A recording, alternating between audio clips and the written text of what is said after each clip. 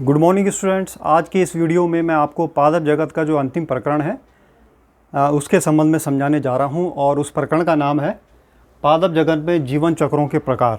यानी पादप जगत में जो जीवन चक्र होते हैं वे कितने प्रकार के होते हैं। आपने पादप जगत में जो अलग अलग समूह पढ़े थे, सबसे पहले आपने शैवाल के बारे में जानकारी प्राप्त करी। उसके पश्चात उससे थोड़ा अधिक विकसित जो उभयचर पादप थे ब्रायोफाइट्स के विषय में जानकारी प्राप्त करी। उसके पश्चात थोड़ा सा और उभरते हुए जो पादप समूह थे जिनमें संवहनी ऊतक पाए जाते थे, टेरिडोफाइट्स के संबंध में आपने जानकारी प्राप्त करी। और उसके पश्चात फिर बारी आई जिम्नोस्पर्म की, और जिम्नोस्पर्म के पश्चात फिर आपने जानकारी प्राप्त करी सबसे अधिक विकसित पादप समूह एंजियोस्पर्म की।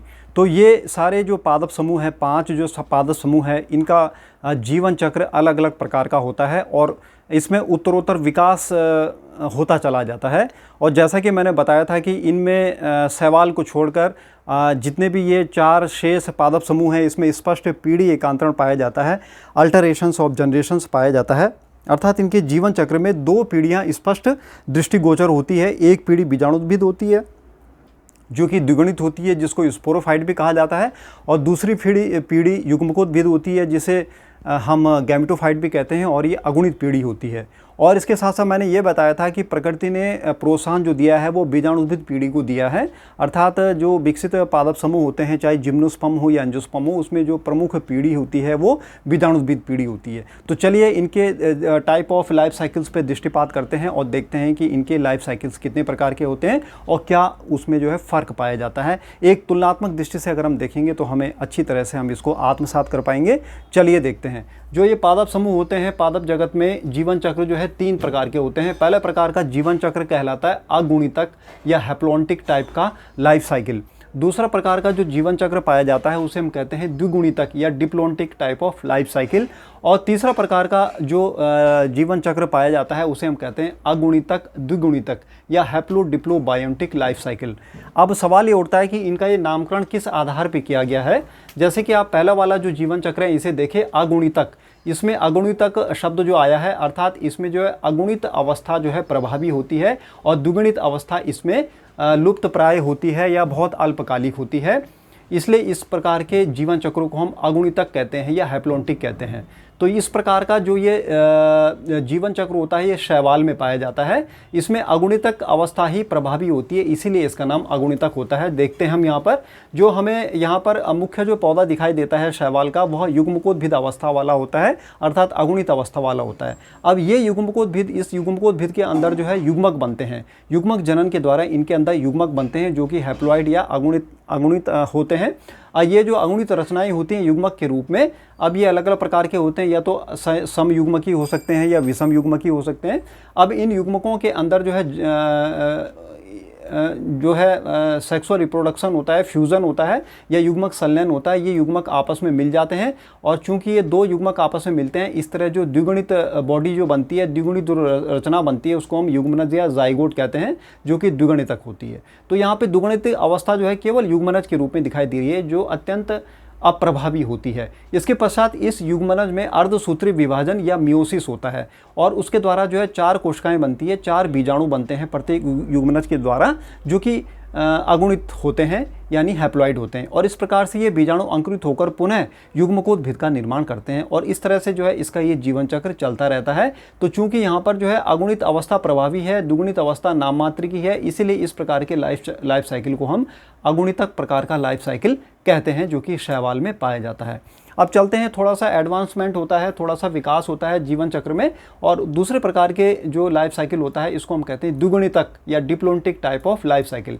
यहाँ पर जो शब्द आया है वो है द्विगुणितक या डिप्लॉन्टिक, अर्थात जो द्विगुणित अवस्था होती है, जो द्विगुणित पीढ़ी होती है, उसका प्रभाव बहुत अधिक होता है और अगुणित अवस्था का प्रभाव बहुत कम होता है। यह एक एडवांस टाइप का लाइफ साइकिल है, एक बहुत विकसित प्रकार का लाइफ साइकिल है, क्योंकि इसमें प्रमुखता दी गई है द्विगुणित अवस्था को। तो यहाँ पर जो है ये जो पाया जाता है यह 2 विकसित प्रकार के पादप समूह में पाया जाता है, जो कि है जिम्नोस्पर्म और एंजियोस्पर्म। यानी कि अनावर्त बीजी और आवर्त बीजी प्रकार के जो पादप समूह होते हैं उनमें द्विगुणित टाइप का जो है ये लाइफ साइकिल पाया जाता है। इसमें जो आप मुख्य पीढ़ी जो देख रहे हैं या मुख्य पौधा जो आप देखते हैं वो बीजाणुद्भिद होता है और वो द्विगुणित पीढ़ी होती है। अब इस बीजाणुभिद के द्वारा जो है मियोसिस के द्वारा युग्मक जनन होता है, अर्थात युग्मक बनते हैं। जैसे कि आपने देखा कि जो सरसों का पौधा है तो सरसों के पौधे में जो उसका जनन भाग होता है वो पुष्प होता है। पुष्प के अंदर जो पुमंग और जायांग होते हैं तो पुमंग के अंदर जो है परागकोश होता है, परागकोश के अंदर परागकण बनते हैं, परागकण के अंदर नरयुग्मक होता है। इसीलिए जो है जायांग यानी जो स्त्री भाग होता है, जायांग के अंदर जो है बीजांड होता है और बीजांड के अंदर जो है मादा युग्मक का निर्माण होता है। तो इस तरह से ये जो युग्मक जनन होता है अर्थात जो नर और मादा युग्मक बनते हैं वे जो है विकसित होकर जो है युग्मकोद्भिद का निर्माण करते हैं। तो युग्मकोद्भिद यहाँ पर प्रायः दो तरह के होते हैं, एक होता है नर युग्मकोद्भिद और एक होता है मादा युग्मकोद्भिद। अब ये युग्मकोद्भिद अवस्था जो है बहुत ही अप्रभावी होती है, बहुत ही सीमित होती है, नाम मात्र की होती है।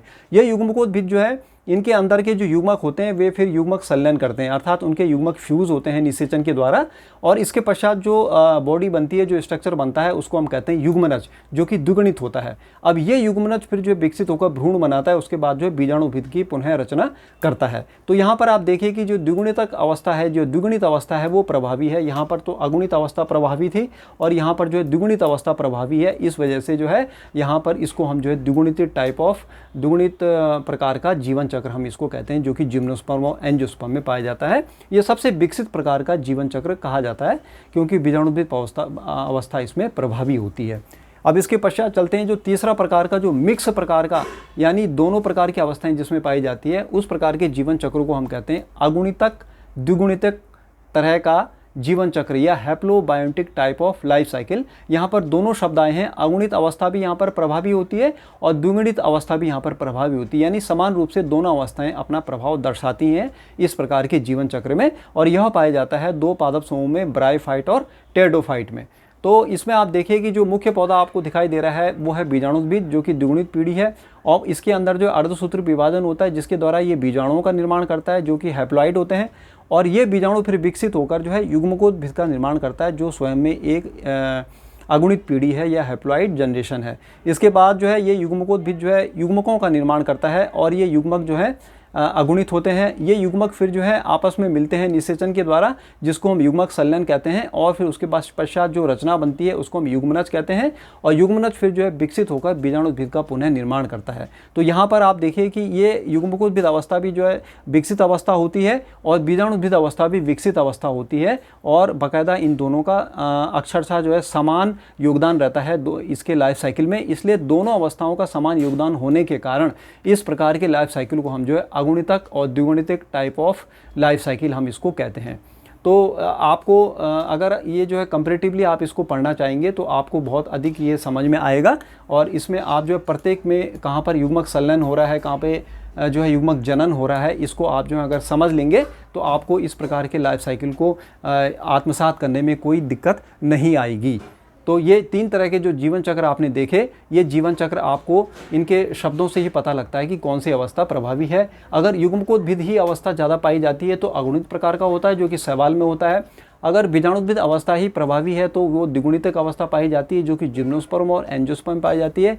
अगर दोनों ही अवस्थाएं यानी बीजाणुद्भिद अवस्था भी और युग्मकोद्भिद अवस्था भी समान रूप से प्रभावी है तो इस प्रकार के जीवन चक्रों को हम अगुणितक द्विगुणितक कहते हैं, जो कि ब्रायोफाइट और टेरिडोफाइट में पाई जाती है। तो मैं समझता हूँ कि आपको आज का मेरा ये लेक्चर समझ में आया होगा और आप पादप जगत के जो भिन्न प्रकार के जीवन चक्र पाए जाते हैं इनको समझ गए होंगे और इस प्रकार से आपका पादप जगत का ये चैप्टर भी आज समाप्त होता है। आशा करता हूँ आप अपने अध्ययन को अनवरत जारी रखेंगे और मेरी इस वीडियो को लाइक और सब्सक्राइब अवश्य करेंगे। Best of luck for your studies. धन्यवाद। Good day.